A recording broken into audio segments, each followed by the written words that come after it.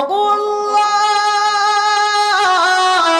ওগো মালিক, যত গুনাহ করেছি, যত নাফরমানি করেছি, যত অন্যায় কাজ করেছি, আল্লাহ গো আমি তোমার কাছে তাওবা করলাম, তোমার কাছে ওয়াদাবদ্ধ হলাম। আল্লাহ আমি আর জিন্দেগিতে গুনাহ করব না, আমি আর অন্যায় কাজ করব না। ওগো আল্লাহ তুমি আমাকে মাফ করে দাও। তুমি যদি আমাকে মাফ না করো, কে আমাকে মাফ করবে?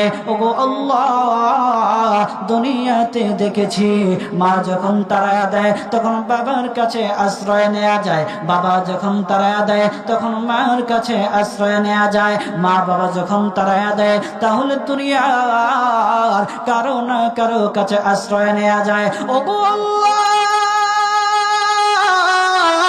তুমি যদি আমাকে তাড়ায়া দাও তাহলে কোথায় যাব, কার কাছে যাব?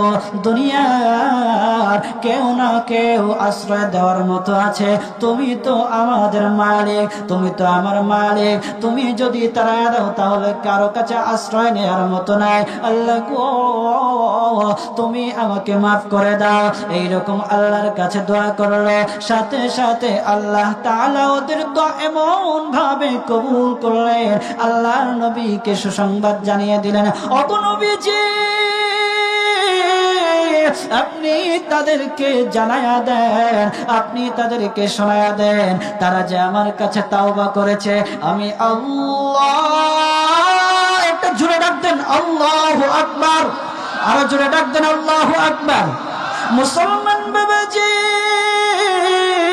আল্লাহর নবী মুহাম্মদুর রাসূলুল্লাহ সাল্লাল্লাহু আলাইহি ওয়াসাল্লামকে আল্লাহ তাআলা সুসংবাদ জানিয়ে দিলেন, ওগো নবীজি আপনি তাদেরকে জানায়া দেন, তারা যে আমার কাছে মাফ চেয়েছে, আমার কাছে ওয়াদাবদ্ধ হয়েছে, আমি আল্লাহ তাআলা তাদের জিন্দেগির সব গুনাহগুলি মাফ করে দিলাম।